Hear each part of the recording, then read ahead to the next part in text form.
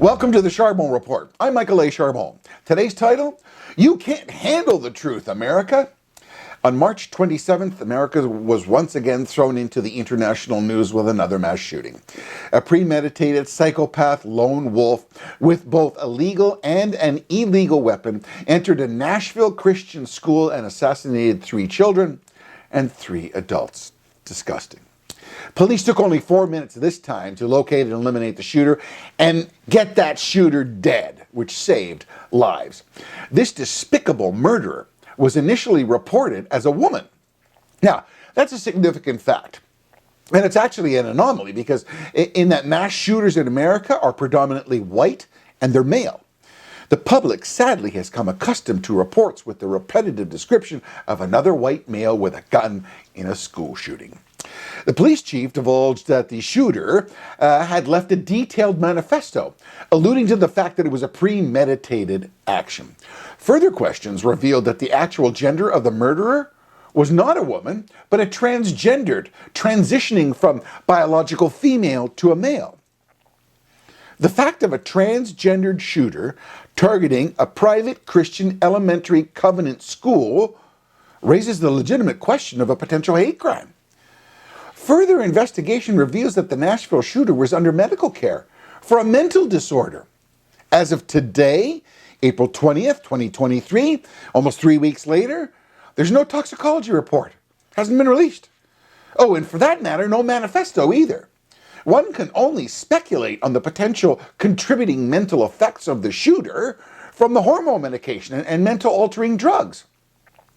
Talk of this, oh my goodness, immediately enraged influential LGBT groups who claim media bias, while some say that these groups may actually take every effort possible to not allow the manifesto to be published. Well, we'll see. Others in the media identify the Nashville shooting as an emerging phenomenon. They're calling it Trans-Terrorism. Horribly, this phenomena may in fact be potentially real because on April 7th, Colorado police arrested a transgender 19-year-old male who identifies as Lily, charging him with felony criminal attempt to commit murder in the first degree, with allegations of planning to attack 3 schools in Colorado Springs, avoiding what police described as a mass school shooting averted. Was there a manifesto in the Colorado incident? Preliminary reports lead to the answer as being yes. Will there be a toxicology report released on the Colorado suspect? Not to date.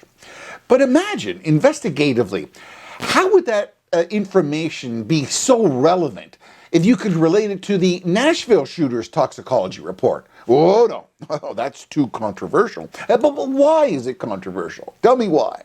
Well, are the facts and the words from the Nashville shooters too horrific to repeat? Would the facts from the Nashville shooter compromise an investigation or a future trial of the Nashville shooter? No, because the shooter's dead. There's no trial. And the facts within a manifesto and a toxicology report are relevant. They're relevant in preventing any future trans shooters. See, the disgusting fact here is a transgendered shooter killing Christians does not fit what the media believes we can hear. In blatant contrast, consider the appalling racist shooting in Buffalo. Yes, it was a racist shooting where a white racist with a manifesto killed 10 innocent African Americans at a supermarket. The media identified the shooter as a white racist again and again and again. He was a white racist. And in short order, they published his disgusting manifesto to show that hate does exist in our communities, and society must not tolerate hate in any form by anyone. That, my friends, is media justice. In contrast, the day after the Nashville shooting, the media description of the murderer was sanitized and censored. It became a generalized description of a shooter and a school. The New York Post, they obtained a CBS internal memo that banned staff from using transgender in their coverage of the Nashville shooter. So today, America's new moral compass is directed by a backroom standard and practices committee who injects a Jack Nicholson moment. You know, America, you can't handle the truth. Because today, When something's unsavory or challenges a controversial ideology or secret media moral code, they say less or they say nothing. Now, to their credit, Newsmax and Fox and several other outlets did not alter the facts, but they're on the right. Oh my God, they're on the right. Goodness gracious. And sadly, it is the left-wing media who have greater control and more channels, I should say. At least for now, and they do have challenges as well. But clearly, America is leaving left-wing TV for a more direct and unvarnished news. And at one time, viewers expected that the news was to be fact-based. Reporting only the reality of the situation.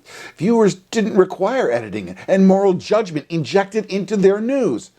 When news is filtered, vetted, and sanitized to not offend groups or hiding the facts, comrades, America is no longer a democracy with free speech. Houston, we have a problem, a big problem. Folks, do not capitulate to altering the facts to suit media bias and political or moral doctrine. Any despicable shooter, their social media, family life, mental health, gender, medication are all relevant and out there, and an important fact to stop the carnage.